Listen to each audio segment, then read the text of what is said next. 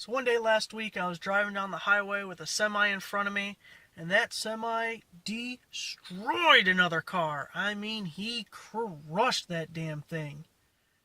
Hey guys, welcome back to the Struggleville YouTube channel. In this video I'm going to do a little review on this Pilot dash cam, which you can see stuck right over there on my dash.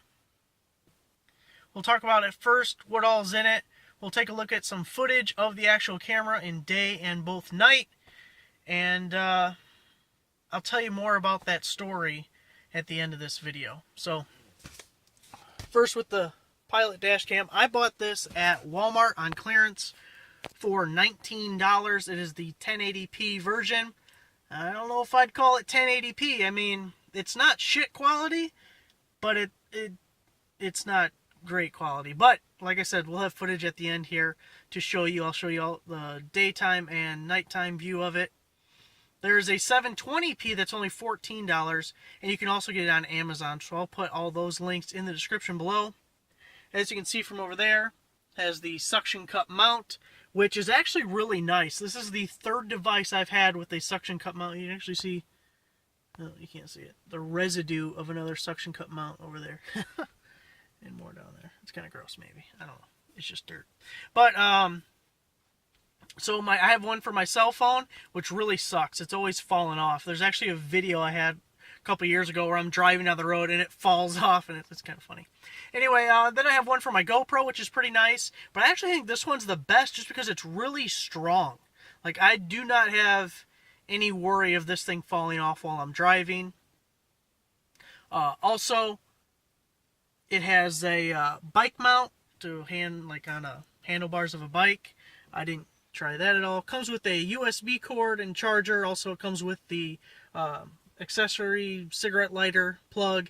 And you get a 4 GB micro SD card, which is kind of nice. It does a loop every 3 minutes. So the bad thing about the 4 GB, it's just not big enough. I think it was either 20 or 25 minutes of recording before it had to start recording over the oldest file. And that's just not a whole lot. So you probably want to go with a bigger card, but you could reduce the quality. That was at the highest quality setting, and it's a 3-minute file before it starts a new one.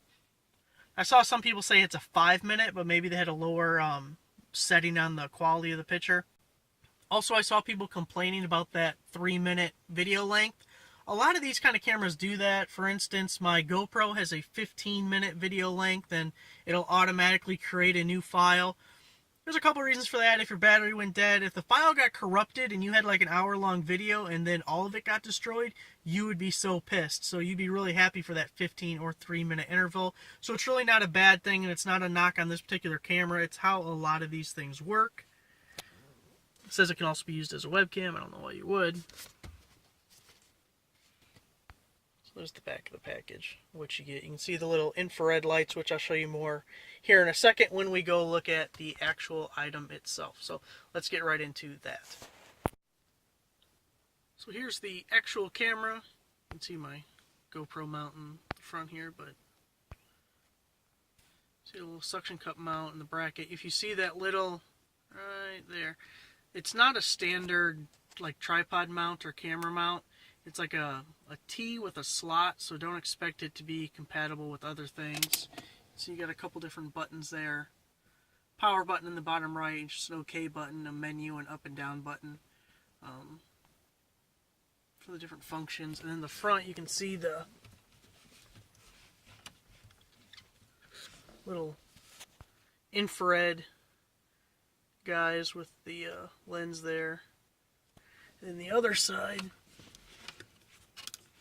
can't turn it far enough, but there's where the SD card goes, right there. So, not a bad little guy. It'll automatically come on with your key, hopefully.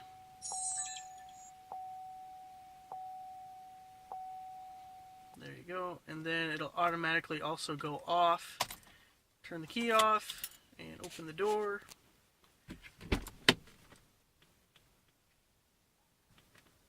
Possibly.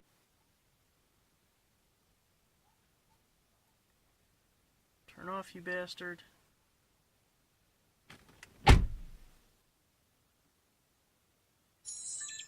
it got to it. So there you go, guys. There's the little dash cam. I'll put the video at the end, and also I'll put the links down below. If I can find it on Walmart's website still, I'll put it there. Since it's on clearance, you might not be able to find it, so I'll definitely get the Amazon link. So.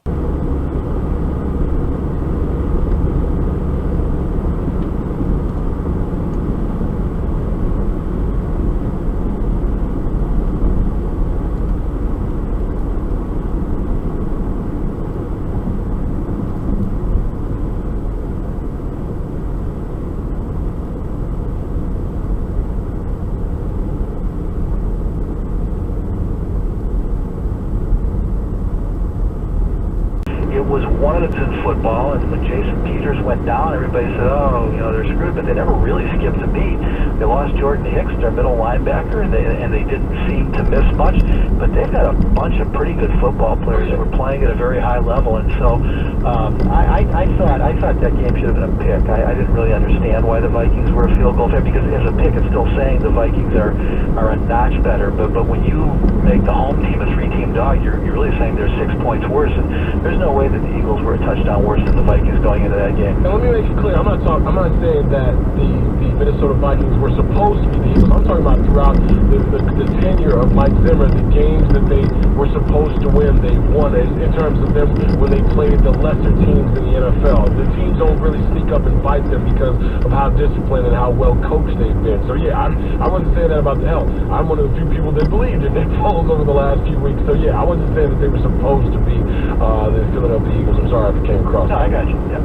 I laughed out loud when I picked up the Tribune Sports today. This is, Jason, yesterday, Hub was lauding Bears fans for avoiding falling into the usual habitual behavior of saying, how could they let this Alshon Jeffries go? And again, he had another nice game. And he said, and Hub said, Bears fans, I'm proud of you that you didn't immediately say, because this guy's good now, therefore it was the wrong move by the Bears. And you pick up the paper, and there's the Tribune Sports column today is, Bears let Jeffrey go and never properly replaced him. So you got what you wanted, just not from the fans on the text line. So, this is a guy, I don't know how much money they gave him. They gave him a lot of money. They call it a $40 or $50 million contract, but the guaranteed money wasn't that huge. I think it was about $24 million, which, obviously I'd love to have, but by NFL standards, that's not a huge deal for a number one wide receiver.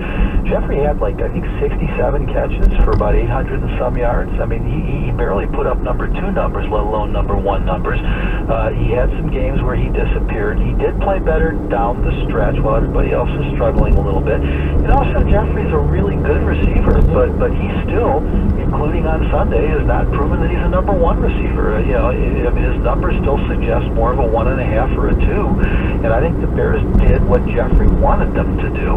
I agree with David. They didn't properly replace him.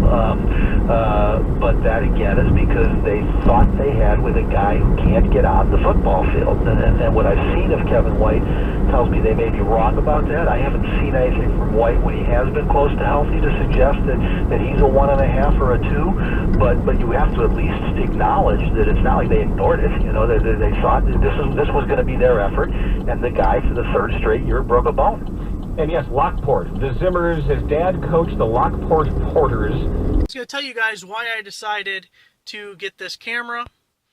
Now, when I was driving down the highway one day last week, there was a car that got completely crushed by a semi that was in front of me. There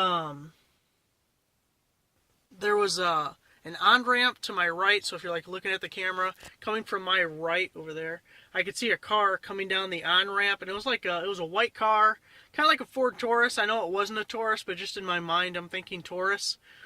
And the back end kicked out away, I don't know why, I don't know if it went onto the gravel, of the shoulder or what, but the back end kicked out, and then it swung back this way. And the whole time we're slowing, traffic's slowing down a little bit.